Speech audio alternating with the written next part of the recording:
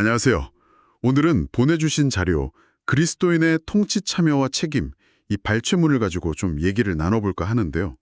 이게 17세기 웨스트민스터 신앙고백서에 나오는 내용인데, 신앙과 정치 권력의 관계, 오늘날에도 계속되는 질문이죠. 여기에 대해 좀 깊이 들어가 보겠습니다. 네, 반갑습니다. 아주 중요한 주제죠. 핵심 질문은 결국 이거 같아요. 신앙을 가진 사람이 공직, 그러니까 정치 권력을 행사하는 자리에 나아가는 것이 과연 정당한가? 맞습니다. 특히 그 당시 16, 17세기에는 제세례파처럼 성경 구절을 근거로 아예 참여하면 안 된다, 이렇게 강력하게 반대한 그룹도 있었잖아요. 네, 그랬죠. 그들은 원수 사랑이라든지 칼을 사용하지 말라는 예수님 말씀 같은 걸 들어서 그리스도인은 세속 정치에 관여해서는 안 된다고 봤거든요. 그런데 이 웨스트민스터 신앙고백서는 참여가 정당하다고, 아니 오히려 그 이성으로 봤다는 거죠. 왜 그렇게 명시했을까요? 네, 그게 흥미로운 지점입니다.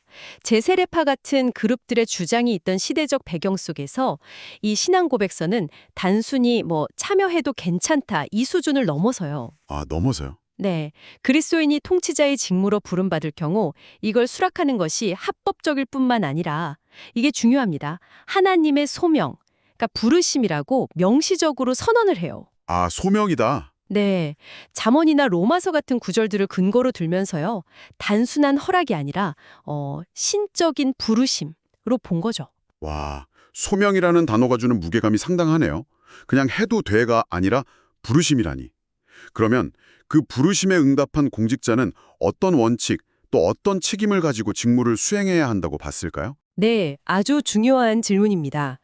이 신앙 고백서는 공직자가 각 나라의 건전한 법률, 이 테두리 안에서 활동해야 한다고 강조합니다. 건전한 법률이요? 네. 근데 여기서 건전한 법률이라는 건 그냥 만들어진 모든 법이라기보다는 뭐랄까 도덕적으로 옳고 사회 전체의 안녕과 복리를 증진시키는 그런 법을 의미하는 거죠. 아, 약간 가치 판단이 들어간 개념이군요. 그렇죠.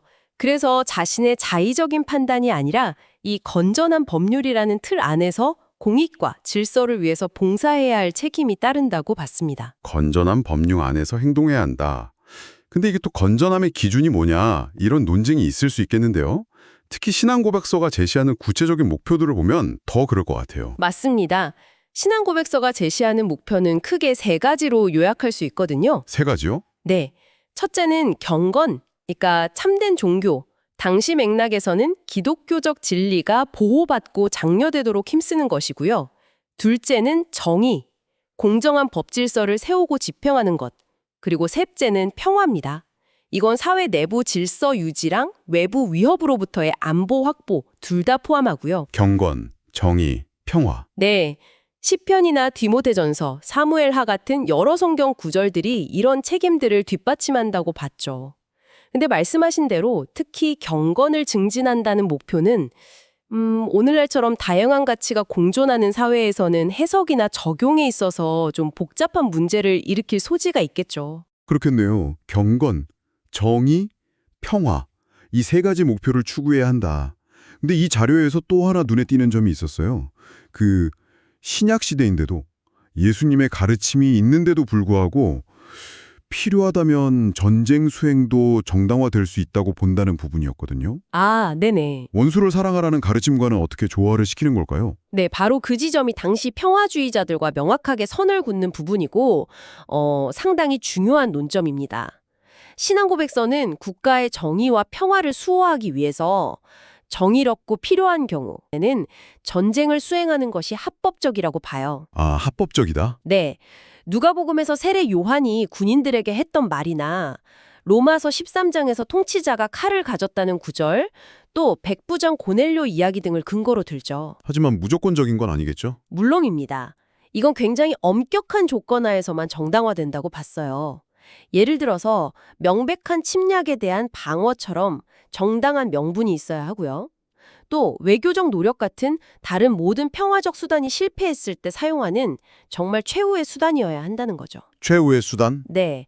그리고 그 목적도 처벌이나 정복이 아니라 궁극적인 평화 질서의 회복이어야 하고 반드시 합법적인 정부에 의해서만 수행되어야 한다고 봤습니다.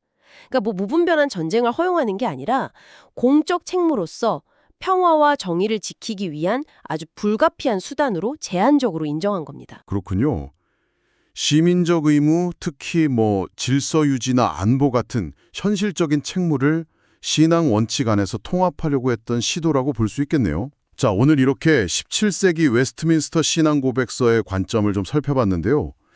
청취자분들께서 이 내용을 바탕으로 오늘날 우리 사회와 관련해서 어떤 점을 좀 더 깊이 생각해 보시면 좋을까요? 네, 이 신앙 고백서의 핵심 원칙 중 하나가 바로 건전한 법률에 따른 통치 아니었습니까? 네, 그랬죠. 여기서 오늘날 우리에게 던져지는 질문이 생기는 것 같아요.